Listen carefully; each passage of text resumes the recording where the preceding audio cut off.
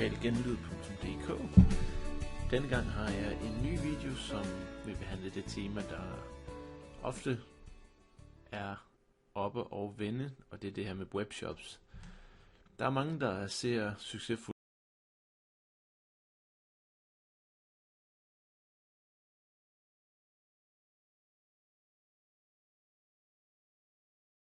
webshop-ejere, og så tænker de, det kan jeg da også gøre, og det har jeg lyst til at gøre. Mit problem med den her at starte en webshop for at starte en webshop, det er, at det er i mine øjne den forkerte indstilling. Det kan godt være, at der er nogen, der synes, at det er den rigtige indstilling, og det kan også være, at der er nogen, der synes, at jamen, det kan da sagtens blive succesfuldt at gøre det på den måde. Min holdning er dog, at hvis du ser den her video før, så vil du være bedre rustet, og jeg forhåbentlig kan jeg give dig nogle gode råd med på vejen. Du sidder formentlig lige nu, du har set en webshop, som jamen altså gå ind på minto.dk og se alle de butikker, der sælger. Det kunne være sådan noget som, et godt eksempel synes jeg på en god webshop, sådan noget som Shop with Socks, som er Kasper Schneidereit. Det er et fascinerende eksempel på, hvordan man kan lave en webshop, der kun sælger et produkt, men stadigvæk har stor omsætning nok til at lave gode penge. Jeg kender ikke Kasper eller hjemmesidens regnskaber, men der må være et eller andet i det, og han er utrolig succesfuld, og jeg kan godt lide den måde, han har en blog, hvor han skriver mange af sine tanker. Men det skal det nu ikke handle om den her gang. Og det er jo sådan en webshop, man ser, og det gør så, at man har lyst til bare at starte en webshop. Og problemet med det her, det er, for det første er det sådan hvad skal man sige, du bliver ligesom inspireret til at gøre noget den forkerte vej. Og jeg kan lige så godt hoppe til det første slide her, fordi der snakker jeg lidt om den forkerte indstilling.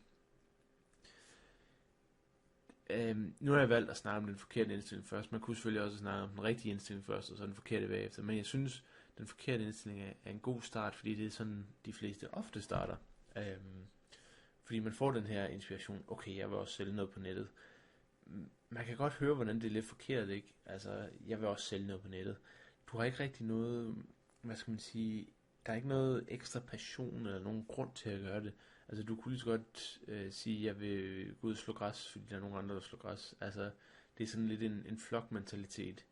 Ikke at der er noget galt med at få inspiration på den måde, men man skal gøre det på den rigtige måde. Så konceptet her med den forkerte indstilling må være, start en webshop for at starte en webshop. Altså det vil sige, at du starter egentlig ikke webshoppen for at afdække behov, eller fordi du har en eller anden form for passion for at sælge. Du starter egentlig bare en webshop, fordi du tænker, det kunne egentlig være fedt at have en webshop. Og det er jo rimelig fjollet tankegang, ærligt talt. Igen, man kunne sige det på nogle andre måder, sælge for at sælge, græsset og grønner og så videre. Det der typisk sker med hvis du laver en webshop på den her måde, det er, at du smider noget op hurtigt, og så håber man, at der er nogen, der kan interessere sig for det, kan lide prisen, kan lide ens design, og så endelig køber. Jeg er godt klar over, at der er nogen, der selvfølgelig gør det på en anden måde, med at de udvælger nøje produkter, og de får nogle gode aftaler i hus, og så smider de det op. Men efter min mening, når man starter med at sige, jeg vil gerne have en webshop for at have en webshop, så har du en virkelig stor risiko for, at du mister interessen hurtigt. Det er selvfølgelig klart, at hvis du er en eller anden form for konverteringsekspert, eller søgemaskineoptimeringsekspert, og du kan få en masse besøgende, en masse salg og sådan noget, jamen så kan det være, at det virker. Og det er også det, jeg skriver her nederst. Det er ikke umuligt, men jeg vil på det stærkeste ikke anbefale den her fremgangsmåde. Og jeg vil lige sige, det her mangel på passion, at det skal du ikke nødvendigvis tage som et mangel på passion for at have en webshop. Det er simpelthen bare, at jeg synes, at den rigtige passion mangler. Og det snakker jeg så om i den rigtige indstilling, som kommer lige om lidt. Men den forkerte indstilling er klart, starte webshop for at starte en webshop. I stedet for den forkerte indstilling, kunne man også have sagt, den anden vej rundt. Altså man burde ikke starte en webshop for at starte en webshop. Man burde starte en webshop på grund af de ting, som jeg snakker om her på næste slide. Så lad os kigge på det.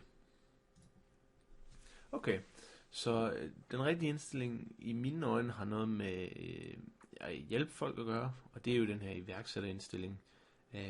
Iværksættere, næsten alle succesfulde iværksættere, hvis ikke alle, jamen de er succesfulde, fordi de hjælper folk med at løse et problem, afdække et behov, eller forbedre nuværende løsninger. Uden lige at tænke nærmere over det, så vil jeg tro, det er cirka de 3 ting, du kan gøre som iværksætter, og det er guld værd, og det er det hele handler om i min verden. Så hvordan hænger det så sammen med webshops? Jamen det hænger sammen med webshops i den forstand i, at du skal finde ud af, hvad det er, hvad grundlaget for din webshop er. I mine øjne kan du ikke bare sige, jamen jeg vil gerne lave en webshop, der sælger slik. Sliknet.dk, tilfældig shoutout. Hvis ikke der er et behov for det, eller du kan løse et problem, eller du kan skaffe det billigere eller bedre. For eksempel Sliknet, nu har jeg ikke lige tjekket hvor markedet for slik webshops, men lad os nu antage, at der ikke var nogen, og så har med Jesper fra Sliknet, han vælger at sige, okay, jamen jeg vil gerne sælge slik på nettet med en webshop. Okay, jamen så bliver det sat op. Så løser han ligesom et problem, og han finder et behov. Og det problem og behov er jo selvfølgelig, slikmunden kan ikke købe slik på internettet. Eller firmaer, der har brug for små slikposer til deres pakker til kunder, skal også bruge det, og så videre, så videre, så videre. Men de her fundamentale problemer og behov er noget, du er nødt til at finde ud af, før du starter hjemmesiden. I min verden, så er der ikke noget, der hedder bare, jamen jeg vil sælge noget for at sælge noget, nu finder jeg gå ud og købe nogle tilfældige varepartier, eller andet, så sætter jeg det op. Altså, det er en dødsdømt forretning i min verden. Som jeg sagde på det sidste slide, det er ikke umuligt, men jeg vil skyde på, at 99% af webshops, de fejler, hvis de bliver startet på den måde. Og der er desværre mange, der bliver startet på den måde. Okay, jamen nu tænker du sikkert, Christoffer, det er flot nok, du siger, at man ikke kan starte en webshop for at starte en webshop, men hvordan finder man så ud af de her behov? Hvordan finder man ud af, hvordan man skal løse problemet? Og min klart bedste tip til det, at løse det problem, det er spørg. Hvis du er til en familiemiddag, jamen spørg rundt. Hvad køber du for tiden, som du gerne vil så kunne købes online? Hvilken vare eller produkt vil du gerne kunne købe billigere? Man kan endda lave spørgeskemaer, lave Facebook-spørgeskemaer, et eller andet. Tilbyde folk en eller anden form for præmie, et 100 kroners gavekort til Matas, eller en eller anden måde, at de svarer på dit spørgeskema.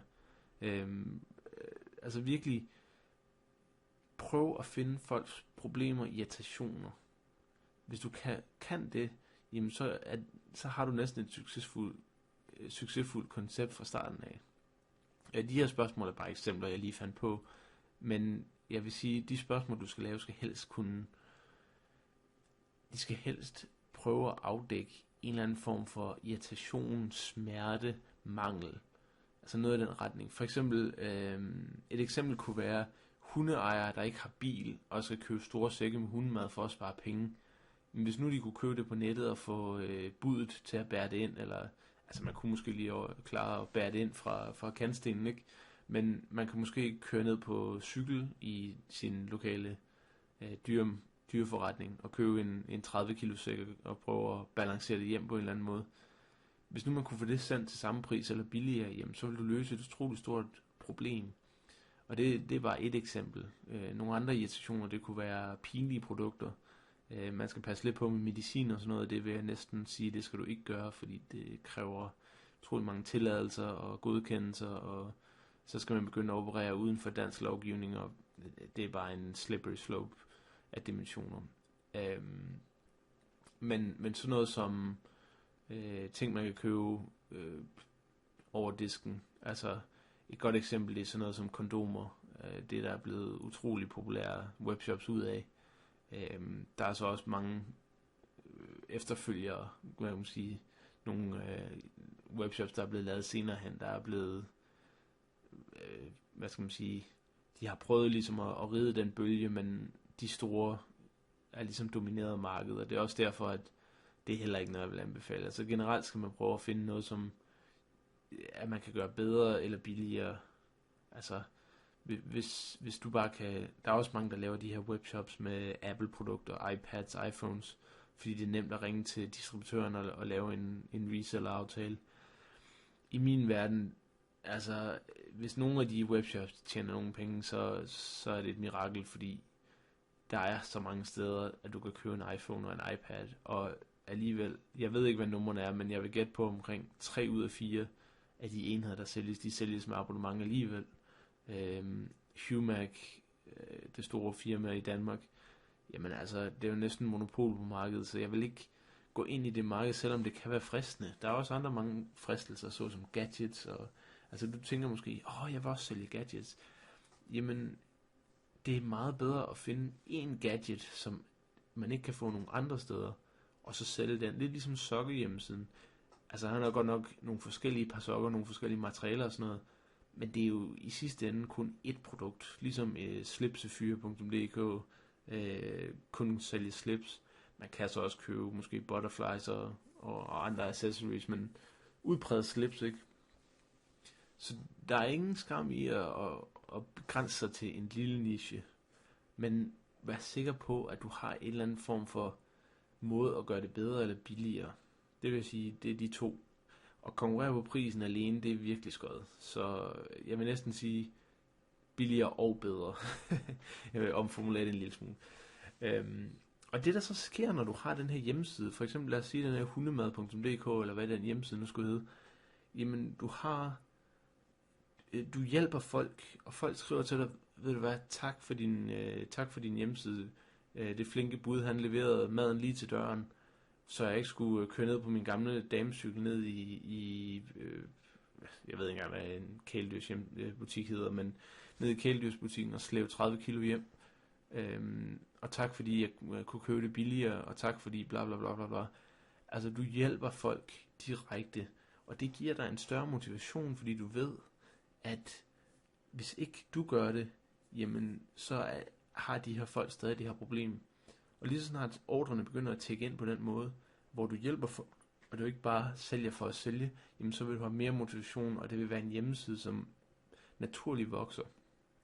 Igen, du løser et problem, det vil sige, at du har større omsætning. Hvis du bare sætter en hjemmeside op, der sælger ting, jamen for det meste, så løser du bare det problem med, at folk har for mange penge liggende. Det er selvfølgelig også ganske udmærket, og det bliver også en god forretning. Men i min verden, der skal du løse et større problem, end det her med, at pengene brænder i lommen. Og hvis du så kan gøre det succesfuldt, jeg er ikke så god til at sige det ord, så vil du så også have en større omsætning. Så jeg håber, at den her video, den ligesom har givet dig lidt inspiration, måske lidt vejledning i at tænke på den rigtige måde. Man kan sige, jeg er på ingen måde eksperter i webshops eller noget. Det er simpelthen ganske generelt iværksætterindstilling, det her. Og det har jeg simpelthen fået ind på hjernen efter mange måneders, endda års eksponering af iværksættere og læst mange bøger. Så det er altså ikke fordi, jeg sidder og udråber mig selv som ekspert over webshops, men jeg håber alligevel, at du synes, at idéerne og koncepterne, de giver mening så meget til, at du også kunne bruge dem i din hverdag. Så tak fordi du kiggede med. Mit navn det er Christoffer Broholm, og den her video kan findes på lokalgenlyd.dk.